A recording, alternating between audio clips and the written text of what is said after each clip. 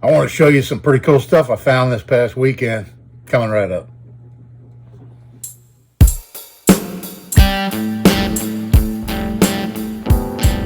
Hello everybody, thanks for coming back for another video. This is Dave. Glad you're with me out here in the shop, drinking a little bit of coffee this morning. So this past weekend I went to a flea market just a little bit north of me, about an hour north of me, and it was basically empty. It's kind of past the season now. The snowbirds are heading back up north after Easter, and it's going to start getting hot, and there's just not as much flea market activity in my area in the summer months just because of the heat and everything. So, but garage sales are booming right now, and just on the way up there and on the way back, found a lot of garage sales stopped and found some, and met some really nice people and found some pretty cool stuff at great prices. So I'll save some of the stuff for another video because I did find quite a bit this past Saturday. But we'll start off, look at this old thing right here. It's an old S-wing hatchet with the stacked leather washer handle, and look at the leather on it. I don't know if I'm going to be able to save that. I might try giving it a soak since none of them are cracked or broken. Try to soak it in some oil. It looks like it's been varnished. I might attempt to strip the varnish off first to give the oil a chance to see. I have been successful in the past at bringing back leather washer handles like this on knives by soaking them in hot oil, but this one here, it's shrunk so badly, I don't know, but I guess I'll give it a shot first. It can't hurt anything, and then if not, I'll just take it apart and make a new handle for it.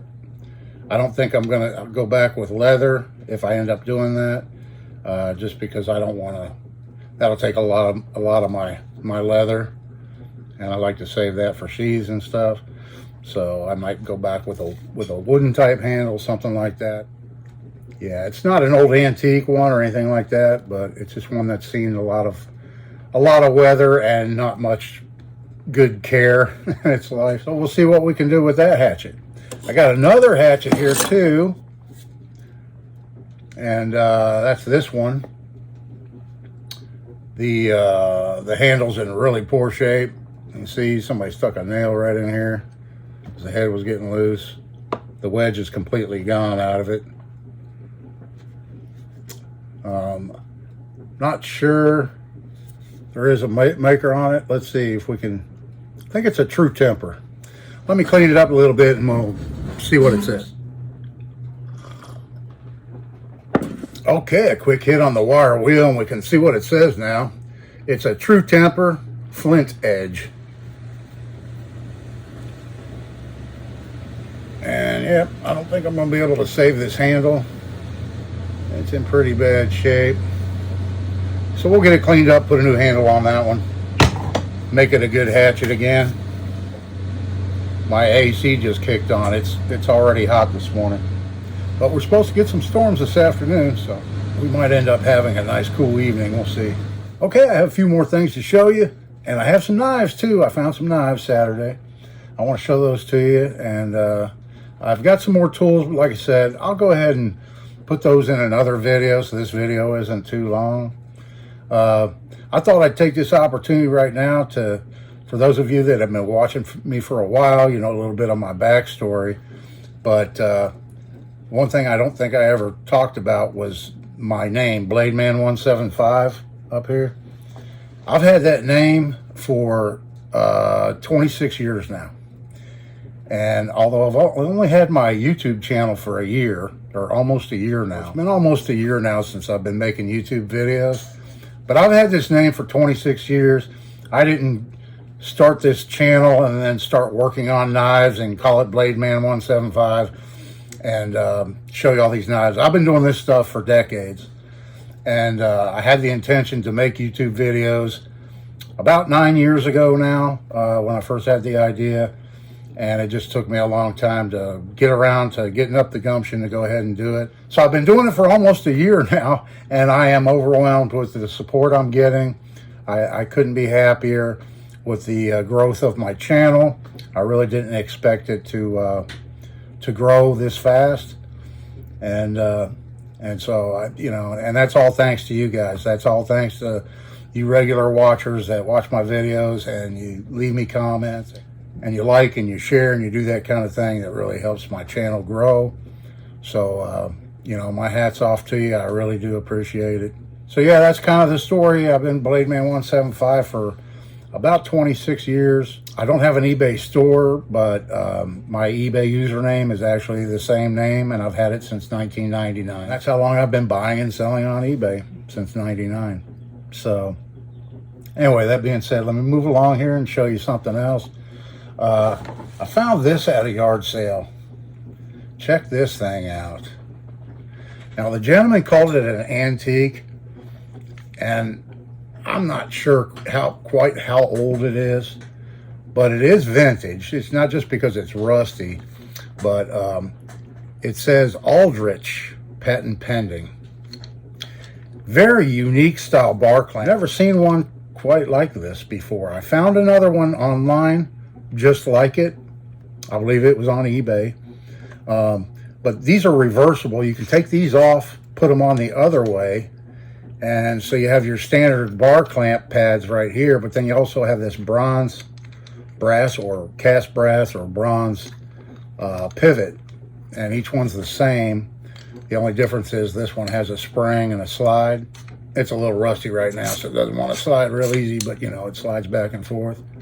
But then it has these little parts right here. And like I said, it can be reversed, and you can use, so you've got this contact surface, 1, 2, 3, 4 different contact surfaces on one bar clamp. And then the handle is threaded. And so that's what would tighten it up. And you see right there, actually I can unscrew it all the way there, you can see it.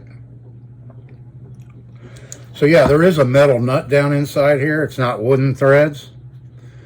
Down inside, right in this area right here. Actually, there's the plug for it right there. There is a nut in there, a steel nut. So, and then this part here looks like it was welded on. Yeah, the bolt looks like it was welded on. I don't know if it broke off at one time and they re-welded it on, or that's how it came out of the factory. It kind of looks like somebody might have just welded that on there. But maybe that's how it came out of the factory, I don't know.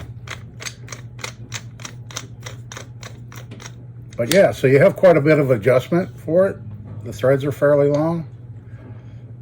And yeah, between jaws, it's maybe 21 inches, something like that you can clamp up in it. But yeah, I think that'll be a handy little bar clamp. I'm going to clean all the rust off of it and clean it up a bit and use it. That'll be a nice bar clamp. Okay, let me show you some of these knives I found. I'm always finding the 8-inch carving knives for some reason. I find more of those than any other knife, it seems like. Here's another one. This is a Forge Craft, and I have another one probably just like this, maybe almost identical. I think that the stamp on it's a little bit clearer, a little bit better than this one. But yeah, nice old carbon steel carving knife. Not in too terribly bad a shape. So I'll clean that one up and add it to my kitchen knife collection. And then I found another, there again, 8-inch carving knife. And this one is an old hickory. Can kind of make it out on the handle still. But you can see it here on the stamp. I'm not up on my old hickory stamps, the Ontario Knife Company, so not quite sure if I can date it from that particular type of stamp. I believe you can kind of get a general age range of the knives. I think they did change these a little bit over the years. But this one's in pretty good shape that way. But you turn it and look at the handle scales and the tang. And you can see this knife sat on the bottom of a kitchen sink in dishwater many times and rusted it out, which is typical. These old carbon steel kitchen knives, because these handles were not epoxied on, they were just riveted on. They didn't expect them to last forever. And if you took care of it, like this one was cared for better, you can see the difference, the tang.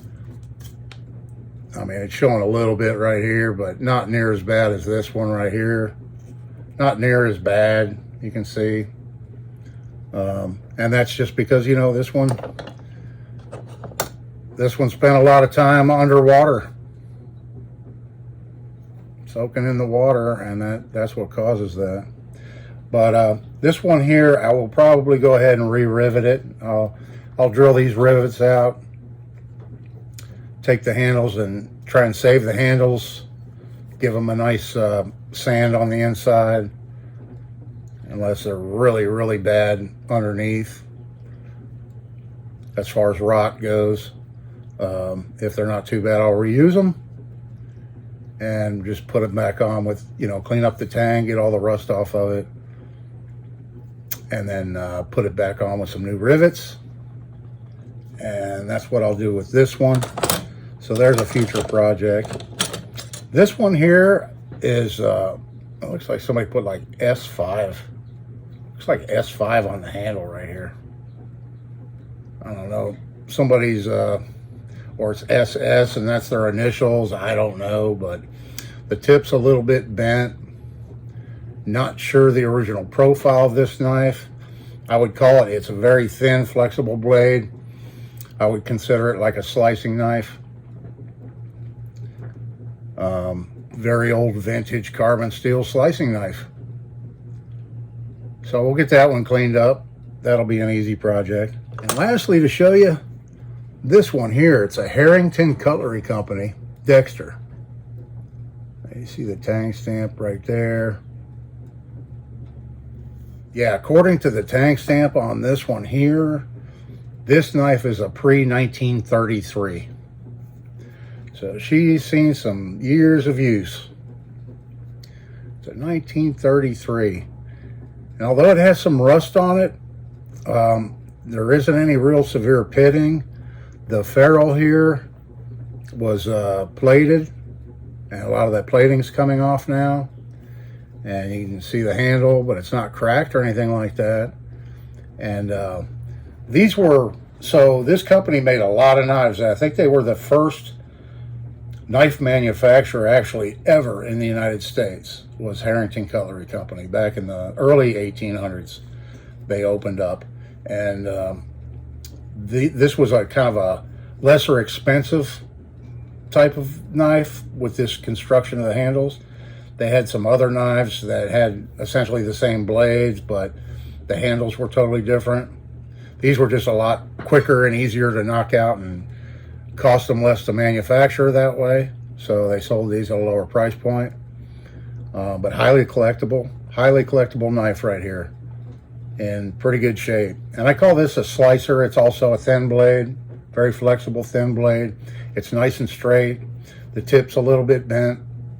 The tip's a little bit bent, you can see, but we can fix that easy and get her cleaned up. And that'll be a good looking knife when I get that one done.